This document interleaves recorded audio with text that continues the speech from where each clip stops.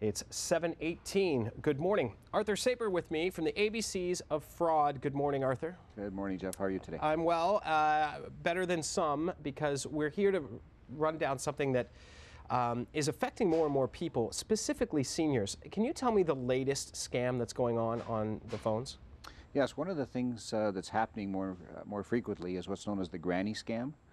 And what happens very briefly is that someone calls a senior, typically a grandmother, and says, I'm in trouble. I'm your grandson, I'm in trouble. Some form of altercation with the law. May or may not be in a foreign country, could even be in another city. Got arrested for drunk driving, had a bad traffic accident, whatever. Bottom line is I need some money to either to make bail or to pay a court-appointed lawyer. So they prevail on the grandmother to send them money. Now, when you're explaining this, it seems like it's something pretty easy to decode. Like, obviously, this is a scam, but they're pretty slick at these kinds of things. Yes, they are, and they're also playing on people's emotions, right? Like, and they put a lot of pressure on you. So one of the first signs, or the red flags as we call it, is that if you're pressured to make an immediate decision, take a deep breath. Okay. Secondly, they'll usually tell you to send it to an unknown address, like through Western Union. Right. And once it goes through that, it's not traceable. Okay. And then the third thing, when someone says, let's not talk about this to anyone else, that's a big flag, huh? Exactly. They'll say, well, you know, I don't want mom and dad to find out about it. Please don't tell my parents. You know, I'm calling you because, you know, Granny, you and I have a great relationship and I know you'll come through for me. And they sort of, once again, prey on them. But they usually do it in a muffled way. They're, like we said earlier off camera, they could do it in a crowded room. They could use other ways to disguise their voice so that the grandmother doesn't recognize the voice immediately. So I imagine the sense of urgency is high. Yes. Trying to create panic. Yes. And, you know, that's such a maternal instinct to take care of your offspring and the offspring of your offspring, maybe even more. Grandmas love their grandchildren. Exactly. So this is, I imagine the failure rate's high, but it doesn't outweigh the successes for these fraudsters. Well, the failure rate can be high, but the problem is the cost is zero. Right. If you look at what their cost is of doing this, they don't have to hit too many a day. Like, they all get anywhere from $2,500 to $5,000 on one of these calls. So I don't know what they're paying you these days, but if you could make $5,000 a day by just hitting one granny a day, multiply that by a week.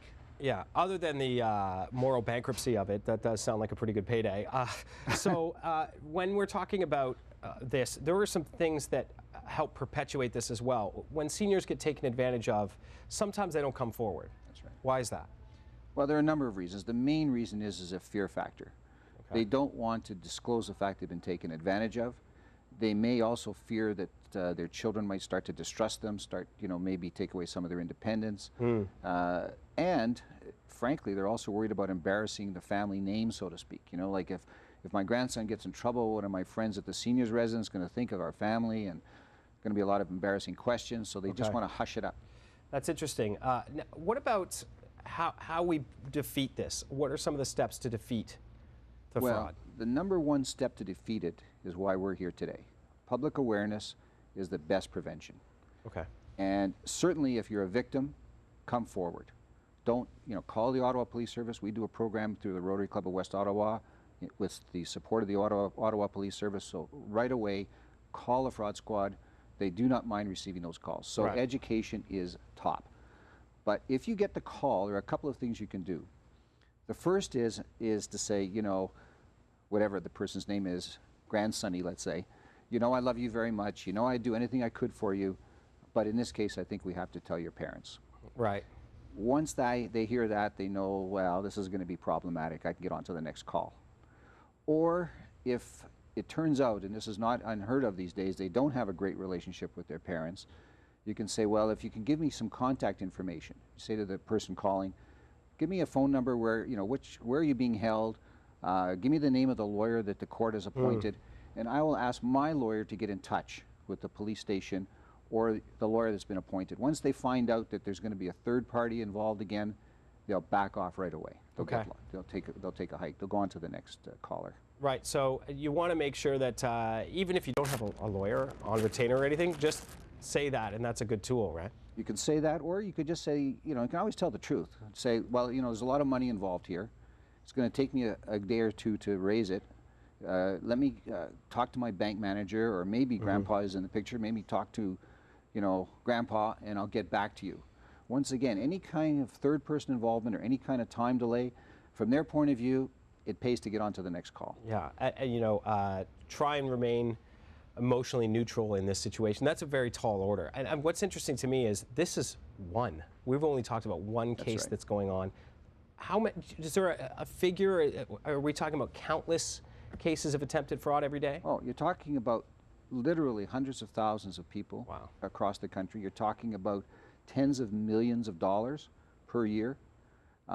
It's big business, and it spans the gamut from identity theft to credit card fraud to internet and email fraud for seniors that are on the internet, and lots of them are, to door calls. We do fraud proofing of people that knock on your door. They could be repair people or charities or whatever, that unsolicited calls at your door.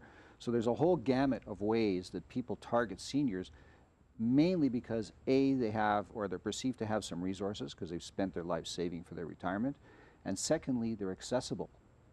They're at home. They're there to answer the phone. They're there to answer the door. So, and of course they're trusting. That's the deal.